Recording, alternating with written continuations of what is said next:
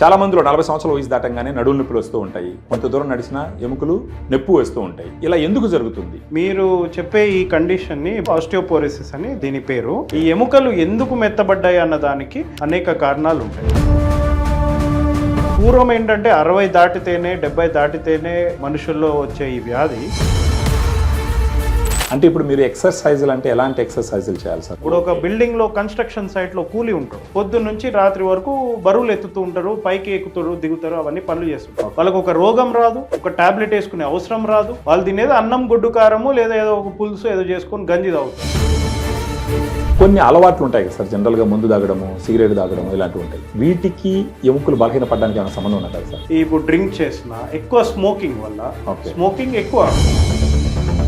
So ఈ steroids వాడడం కూడా ఎముకలు బలహీన పడేదానికి కారణం అవుతాయని అంటారా మీరు? వాళ్ళకు కూడా ఆస్టియోపోరోసిస్ వచ్చే అవకాశం ఉంటుంది. కానీ ఇది మగవాళ్ళలో ఎలా ఉంటుంది, ఆడవాళ్ళలో ఎలా ఉంటుంది సార్? ఈ వ్యాధి అనేది ఆడవాళ్ళలో ఎక్కువ అండి. బోలు ఎముకలు వ్యాధి ఆస్టియోపోరోసిస్ వచ్చినప్పుడు సామాన్య జనాలకి ఎలాంటి రకమైన సిమ్టమ్స్ తో అర్థమవుతుంది సార్ ఇది? ఎప్పుడైతే వాళ్ళు చేసుకునే రోజు పనుల్లో కూడా వాళ్ళకి సడన్ గా నడుము నొప్పులు రావడము, కాళ్ళ నొప్పులు రావడము, వీటితో వాళ్ళకి. వెల్కమ్ టు సుమన్ టీవీ, నేను మీ సుబ్రహ్మణ్యం. మనతో పాటు ఈరోజు డాక్టర్ వివేకానంద భీమిశెట్టి, ప్రముఖ senior orthopaedic surgeon, core orthopaedic and ENT clinic, Motinagar, Hyderabad. Doctor గారు మనతో ఉన్నారు. ఈ రోజు మనం మాట్లాడబోయే టాపిక్ వచ్చేసి, చాలా మందిలో 40 సంవత్సరాల వయసు దాటంగానే నడుము నొప్పులు వస్తూ ఉంటాయి. కొంత దూరం నడిచినా ఎముకలు నొప్పి వస్తూ ఉంటాయి. ఇలా ఎందుకు జరుగుతుంది అనే దాని గురించి మనం తెలుసుకుందాం. హలో సార్, నమస్తే సార్. నమస్తే అండి. మీరు చెప్పే ఈ కండిషన్ ని బోల్ ఎముకల వ్యాధి అంటారండి. ఇంగ్లీష్ లో ఆస్టియోపోరోసిస్ అని దీని పేరు. సో ఆస్టియోపోరోసిస్ అంటే బోన్ టర్న్ ఓవర్, అంటే మన ఎముకలు మెత్తబడ్డం అనే దాన్ని ఆస్టియోపోరోసిస్ అంటారు. ఈ ఎముకలు ఎందుకు మెత్తబడ్డాయి అన్న దానికి అనేక కారణాలు ఉంటాయి. సో ఇప్పుడు పూర్వం ఏంటంటే 60 దాటితేనే 70 దాటితేనే మనుషుల్లో వచ్చే ఈ వ్యాధి.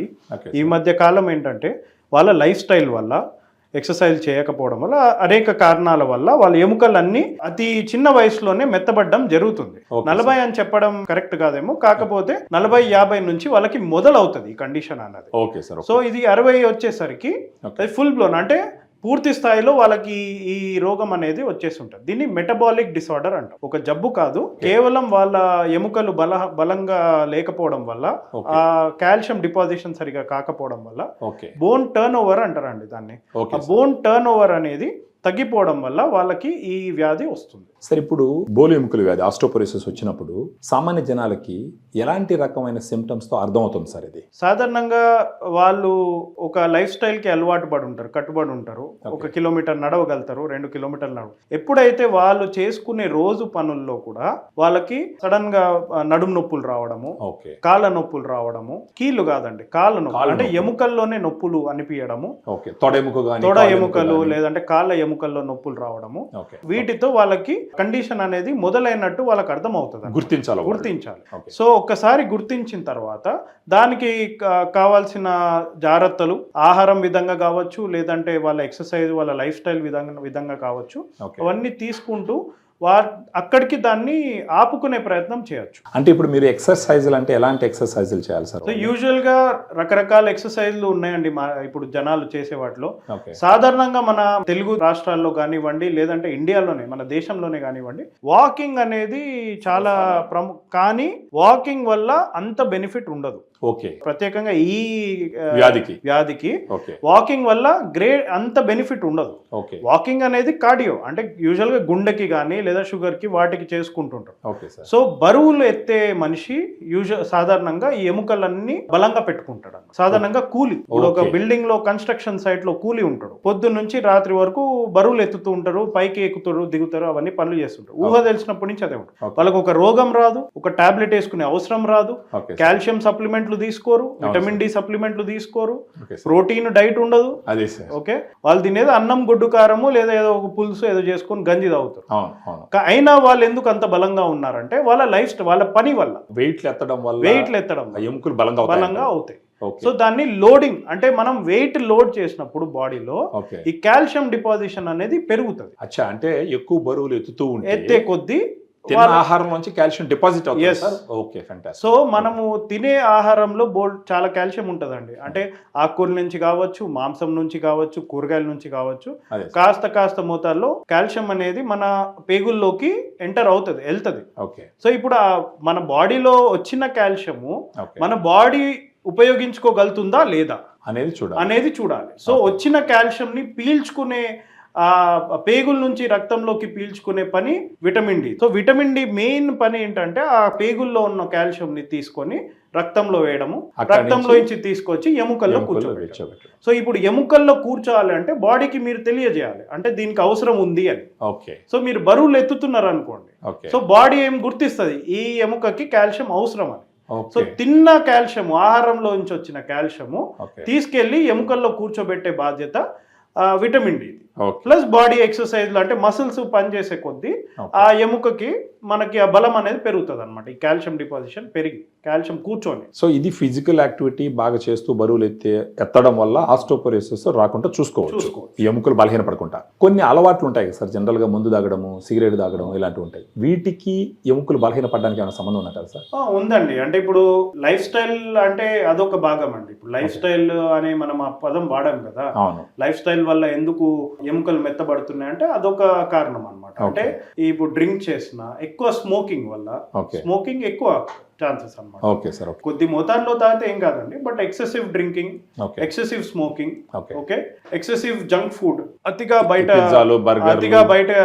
ఆహారం తిన్నా, రోడ్డు పక్కన తిన్నా, ప్రోటీన్ అనేది ఆహారంలో తక్కువ ఉన్నా కూడా ఓకే ఇది డైట్ పరంగా, లైఫ్ స్టైల్ పరంగా ఇవన్నీ ఉంటే మనకి ఆస్టియోపోరోసిస్ వచ్చే అవకాశం పెరుగుతుందండి. Okay sir. రెండోది ఇవి లైఫ్ స్టైల్ పరంగా. ఓకే సో ఈ లైఫ్ స్టైలే కాకుండా ఇప్పుడు కొన్ని మందుల వల్ల కూడా ఎముకలు బలహీనంగా పడే అవకాశం ఉంది. ఓకే సార్ మోస్ట్ కామన్ ఏంటంటే స్టీరాయిడ్ యూస్. ఓకే జనాలు కొంతమంది ఊర్లో ఉండే చిన్న చిన్న ఆర్ఎంపీలు వీళ్ళందరూ ఉంటారు కదా సార్, ఏదన్నా ఒకరి సిమ్టమ్ తెలినారంటే ఒక అడ్డు అదుపు లేకుండా ప్రతి దాంట్లో స్టెరాయిడ్స్ పెట్టేసి టెంపరీగా వాళ్ళు నొప్పి తగ్గించేసో లేకపోతే వాళ్ళకి ఏదైనా సిమ్టమ్స్ ఉంటే తగ్గించి పంపించేస్తారు. సో ఈ స్టెరాయిడ్స్ వాడడం కూడా ఎముకలు బలహీనపడేదానికి కారణం అవుతాయని అంటారా మీరు? కొన్ని కండిషన్స్ ఉన్నాయండి. ఇప్పుడు కీలవాతం ఉంది, అవును సార్, ఓకే, లేదా ఆటో ఇమ్యూన్ యువిఐటిస్ అని అంటే కళ్ళ కండిషన్ ఒకటి ఉంటుంది, ఓకే, లేదా కొన్ని న్యూరలాజికల్ కండిషన్స్ అంటే నరాల కండిషన్, వాటికి స్టీరాయిడ్స్ అనేవి ట్రీట్మెంట్ భాగంగా ఇవ్వడం జరుగుతుంది. ఓకే ఓకే వాళ్ళకి ఆప్షన్ ఉండదు. సో వాళ్ళకి అవి ఇవ్వకపోతే వాళ్ళకి వచ్చే ఏమంటారు ఆ నొప్పులు, ఆ బాధలు చాలా ఎక్కువ ఉంటాయి కాబట్టి అత్యవసర పరిస్థితుల్లో వాళ్ళకి ఇవ్వడం జరుగుతుంది. ఓకే వాళ్ళకు కూడా ఆస్టియోపోరోసిస్ వచ్చే అవకాశం ఉంటది, కానీ అది వచ్చిన తర్వాత డీల్ చేసుకోవడం. ఇప్పుడు క్యాన్సర్ కి సైడ్ ఎఫెక్ట్లు ఉండవా? ఉంటాయి. వేసుకోకపోతే మనిషే పోతాడు. సో అందుకు వేసుకోవడం జరుగుతుంది. సో నిపుణుల పర్యవేక్షణలో స్టెరాయిడ్స్ వాడితే సమస్య ఉండకపోవచ్చు. అలాగే ఎవరంటే వాళ్ళు లేదా ఒక ఎక్స్పర్ట్ అబ్జర్వేషన్ లో, సూపర్విజన్ లో, ప్రిస్క్రిప్షన్ మీద స్టీరాయిడ్ వాడుక అనేది అవసరమైతే ఫిజిషియన్స్, వాళ్ళ డాక్టర్స్ వాళ్ళే రాస్తారు. సైడ్ ఎఫెక్ట్స్ ఉండే అవకాశం ఉన్నా కూడా వాళ్ళ మెయిన్ ప్రాబ్లం ఇబ్బంది కాబట్టి దాన్ని ట్రీట్మెంట్ తీసుకోవడంలో తప్పు లేదు. అన్క్వాలిఫైడ్ డాక్టర్స్ లేదా క్వాక్స్, లేదా ఇప్పుడు సాధారణ జనాలకు కూడా వెళ్ళి మెడికల్ షాప్ లో మందులు తీసుకునే అలవాటు ఉంటది. అది స్టెరాయిడ్ అని తెలియకుండా పోయేసి పేరు చెప్పి తీసుకుంటారు కొందరు. సో అవి జనాలు కూడా కొంచెం గుర్తించి కొంచెం తగ్గించుకుంటే వాళ్ళకి బెనిఫిట్ అన్నమాట. లేదంటే ఫ్యూచర్ లో వాళ్ళకు కూడా ఆస్టియోపోరోసిస్ స్టీరాయిడ్స్ వల్ల కూడా వచ్చే అవకాశం ఉంది. సార్ ఇప్పుడు ఇంకొకటి సార్, ఇప్పుడు ఈ ఆస్టియోపోరోసిస్ ఎముకలు బలహీనపడడం 40-50 సంవత్సరాలు వచ్చినప్పుడు ఇది మగవాళ్ళలో ఎలా ఉంటుంది, ఆడవాళ్ళలో ఎలా ఉంటుంది సార్? ఈ వ్యాధి అనేది ఆడవాళ్ళలో ఎక్కువ అండి. ఎందుకంటే ఈస్ట్రోజన్ అనే ఒక హార్మోన్ వల్ల ఆస్టియోపోరోసిస్ రాకుండా బాడీ ఒక ఏజ్ వరకు, ఒక వయసు వరకు కాపాడుతుంది. ఓకే ఈస్ట్రోజన్ పని ఏంటి? ఉన్న ఈ కాల్షియం బాడీ నుంచి వెళ్ళిపోకుండా కాపాడుతుంది. ఈస్ట్రోజన్ పని అది.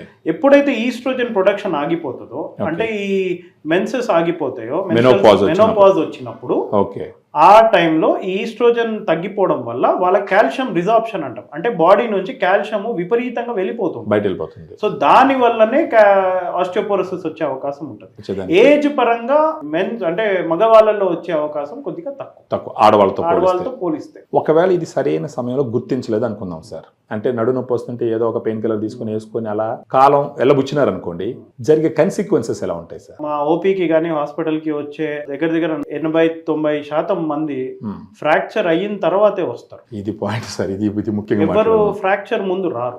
ఇప్పుడు 2 కాన్సెప్ట్స్ ఉన్నాయండి. పోస్ట్ ఫ్రాక్చర్ ట్రీట్మెంట్ ఒక రకంగా ఉంటుంది, ఫ్రాక్చర్ ప్రివెన్షన్ ట్రీట్మెంట్ అనేది ఒకటి ఉంది. ఇప్పుడు కాన్సెప్ట్ ఉంది కానీ జనాలు ఎక్కువ వాడరు, అవగాహన కూడా లేదు. ఓకే, సో ఫ్రాక్చర్ తర్వాత ఫ్రాక్చర్ అయింది కాబట్టి ఫ్రాక్చర్ ట్రీట్మెంట్ చేయాలి, దానికి ఏదైతే అది అంటే పట్టి అయితే పట్టి, ఆపరేషన్ అవసరం అయితే ఆపరేషన్, ఏది అవసరమో వాళ్ళ ఫ్రాక్చర్ పరంగా చేసిన తర్వాత ఆస్టియోపోరోసిస్ సంబంధము మెడికేషన్ ఉంటుందండి.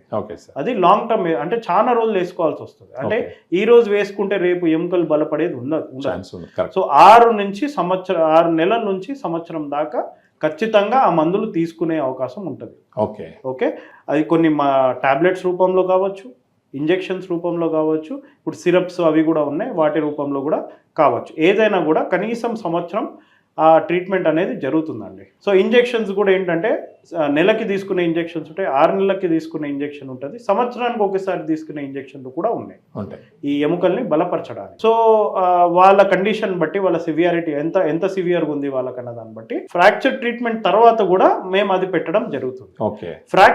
అంటే ఫ్రాక్చర్ కాకముందు ఆ పదాన్ని ఫ్రాక్చర్ ప్రొఫైలాక్సిస్ అంటామండి. ఫ్రాక్చర్ రాకుండా చూసుకునేది అన్నమాట, ప్రివెన్షన్. ఓకే, ప్రివెన్షన్ ఎట్లా అంటే 60-65 వయసు దాటిన వాళ్ళు ఒకవేళ హౌస్ వైఫ్స్ ఉన్నారనుకోండి, లేదా ఎక్కువ నడవరు, ఎక్కువ బరువులు ఎత్తారు అనుకోండి, వాళ్ళకి రిస్క్ ఎక్కువ. సో వాళ్ళు డెక్సా స్కాన్ అని ఒకటి ఉంటుందండి, BMD. So bone mineral density ఎంత ఉంది అని చూసుకుని టీ స్కోర్ అని ఒకటి ఉంటుందండి. <-2.5 ఉంటే వాళ్ళు సివియర్ ఆస్టియోపోరోసిస్ అని. ఓకే, సో వాళ్ళు ఒకవేళ సివియర్ ఆస్టియోపోరోసిస్ కేటగిరీలో పడ్డారు అనుకోండి, వాళ్ళు ఖచ్చితంగా ఈ ఫ్రాక్చర్ ప్రివెన్షన్ ట్రీట్మెంట్ అని చెప్పాను కదండి, అది తీసుకోవడం బెటర్. సో అది తీసుకుంటే వాళ్ళకి కనీసం 40-70% వరకు ఫ్రాక్చర్ అయ్యే అవకాశం తగ్గుతుంది. అలా ఫ్రాక్చర్ ప్రివెన్షన్ ట్రీట్మెంట్ తీసుకోవాలి అని అంటే ఎన్నిసార్లు, అంటే ఏ విధంగా వాళ్ళకి తెలుస్తుంది సార్? అంటే వన్స్ ఇన్ 6 months లేదా వన్స్ ఇన్ 1 year డాక్టర్ దగ్గరకు వచ్చి టెస్ట్ చేసుకుంటేనే తెలుస్తుందా, లేకపోతే అది ఏ విధంగా వాళ్ళు చేసుకోవాలా? లేదండి, 60-65 తర్వాత ప్రతి ఒక్కరు ఒక మాస్టర్ చెకప్ టెస్ట్లు ఉంటాయి. సో మాస్టర్ చెకప్ టెస్ట్ లాగా ఈ ఎముకల పరంగా ఈ టెస్ట్ చేయించుకోవడం అనేది అది మంచి హ్యాబిట్. అది ఈ సంవత్సరానికి ఒకసారో లేదా 2 సంవత్సరాలకు ఒకసారో చేయించుకొని బోన్ డెన్సిటీ ఎలా ఉంది దాన్ని బట్టి వాళ్ళు దాన్ని ట్రీట్మెంట్ తీసుకోవాలన్నా వద్దా. ఇప్పుడు ఆస్టియోపీనియా అనే ఒక కండిషన్ ఉందండి, -1 to -2.5 రేంజ్ లో ఉన్నారు అనుకోండి, వాళ్ళు రిస్క్ ఉంటుంది కానీ అంత రిస్క్ ఉండదు. సో వాళ్ళు జాగ్రత్తలు తీసుకొని డైట్ మార్చుకొని ఎక్సర్సైజ్ చేసుకుంటూ కాల్షియం సప్లిమెంట్లు అవి తీసుకుంటూ రెగ్యులర్గా ఉంటే వాళ్ళకి ఫ్రాక్చర్లు అయ్యే అవకాశం కూడా తగ్గుతుంది. -2.5 దాటి ఉన్నారు అనుకోండి, వాళ్ళు ఖచ్చితంగా ట్రీట్మెంట్ మొదలు పెట్టుకుంటే బెటర్. సో ఇప్పుడు మీరు చెప్పేది ఏంటంటే, ఒకవేళ వీళ్ళు వాళ్ళ ఎముకల సాంద్రత చెక్ చేసుకోకుండా నడువు నొప్పి ఉన్నా కూడా, కొంత దూరం నడిచిన కాళ్ళు నొప్పులు వచ్చినా కూడా వాళ్ళు ఇగ్నోర్ చేసి అలాగే గాన లైఫ్ కొనసాగిస్తే వాళ్ళకి ఎముకలు ఇరిగిపోయే అవకాశం ఎక్కువ ఉందని అంటారు మీరు. అవునండి. సో దాన్ని తగ్గించుకోవాలంటే ఇప్పుడు మీరు చెప్పిన నియమాలన్నీ పాటిస్తే జరుగుతుంది. పాటించాలి. Okay sir, thank you sir, thank you very much for explaining. అంటే ఈ ఎముకలు బలహీనపడడం వల్ల జరిగే నష్టాలు అవి మొదట్లోనే గుర్తిస్తే నివారించగలిగినటువంటి ఒక గడ్డు పరిస్థితి గురించి ఎక్స్ప్లెయిన్ చేసిన దానికి థ్యాంక్ యూ సార్. సో చూసినారు కదా, ఇప్పుడు ఎవరినైనా సరే పదే నడువు నొప్పి వస్తున్నా, లేదంటే కొంత దూరం నడిచినప్పుడు ఎముకల నొప్పులు, మోకాళ్ళ నొప్పులు కాదు కానీ ఎముకల నొప్పులు, తొడ ఎముకలు కావచ్చు, కాళ్ళు ఎముకలు కావచ్చు, అవి నొప్పి వస్తున్నా కానీ మీరు గుర్తించవలసిన విషయం ఏంటంటే, బహుశా మీ ఎముకలు బలం తగ్గుతుందని గుర్తించాలి. డాక్టర్ గారు చెప్పినట్టు కనీసం ఒక 6 నెలలకు ఒకసారి మీరు హాస్పిటల్కి వెళ్ళి టెస్టులు చేసుకునేటప్పుడు బిఎండి, బోన్ మినరల్ డెన్సిటీ, అంటే మీ ఎముకల యొక్క సాంద్రతని లెక్కించే విధానం అనమాట అది. ఆ టెస్ట్ చేసుకుంటే కనుక ఒకవేళ మీకు ఫ్రాక్చర్ రిస్క్ ఎక్కువ ఉంటే ఇమ్మీడియట్గా డాక్టర్లు కొన్ని ట్రీట్మెంట్లు ఇస్తారు, కొన్ని లైఫ్ స్టైల్ చేంజెస్ సజెస్ట్ చేస్తారు. వాటిని పాటించినారంటే మీరు పడ్డప్పుడు ఎముకలు ఇరిగిపోయేటటువంటి అవకాశాలు చాలా తక్కువగా ఉంటాయి. ఒక క్వాలిటీ లైఫ్ని మీరు లీడ్ చేసే అవకాశాలు ఉంటాయని చెప్పేసి డాక్టర్ వివేకానంద గారు చెప్తూ ఉన్నారు. Thank you very much, keep watching.